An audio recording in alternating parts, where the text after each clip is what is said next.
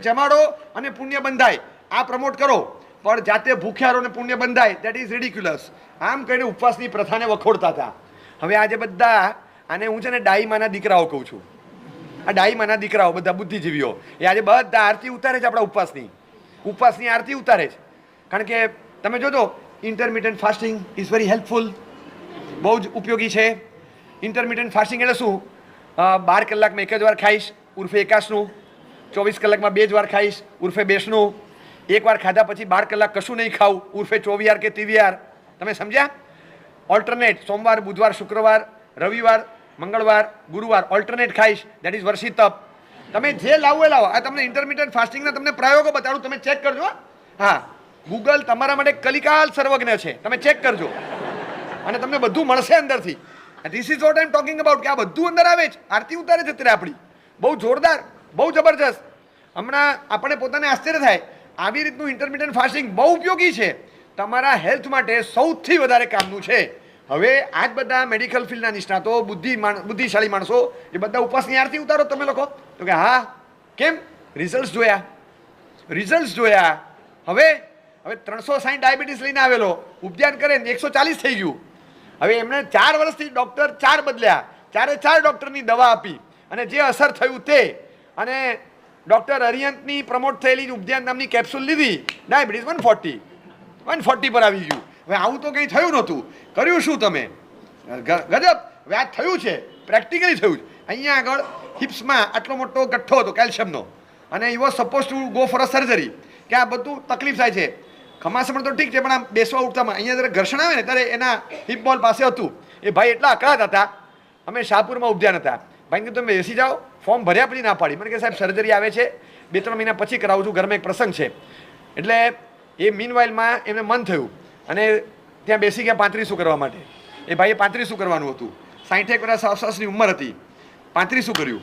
5 દિવસ સુધી રોજ 5 ખમાસમણ ઊભા આપે. પછી ખુરશી પર બેઠા આમ કર્યા કરે. પછી 2-3 દિવસ ગયા, 5 ના 10 કર્યા.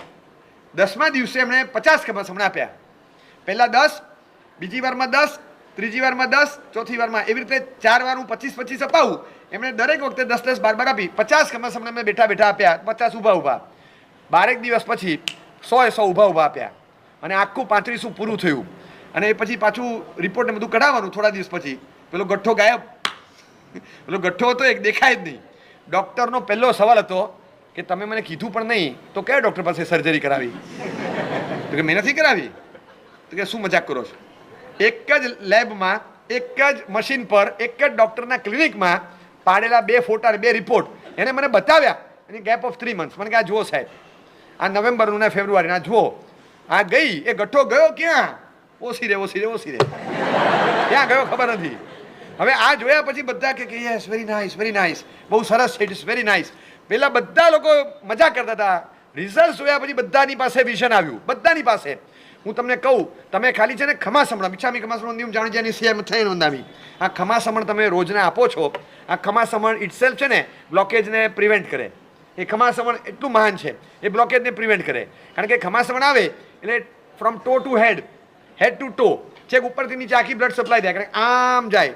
ઈચ્છામી ખમાસમણ નિયમ જાણી જાની સિયામ થઈ નોંધાવી એટલે બ્લડ ટ્રાન્સફર અહીંયા સુધી થાય, બ્રેનને હાઈએસ્ટ મળે. કારણ કે બ્રેન નીચે અડે છે, આ મગજ આમ નીચે સુધી અડે છે, એટલે આમ ચડીને પાછું પમ્પિંગ નીચે સુધી જાય, પાછું રિવર્સમાં આવે. તમે આમ કર્યા જ કરો તો વચ્ચે ગઠ્ઠો ન થાય. સમજ્યા? સિમ્પલ. આ પેન છે ને, આ પેનમાં અહીંયા આગળ સહી જામી ગઈ છે, લખાતું નથી.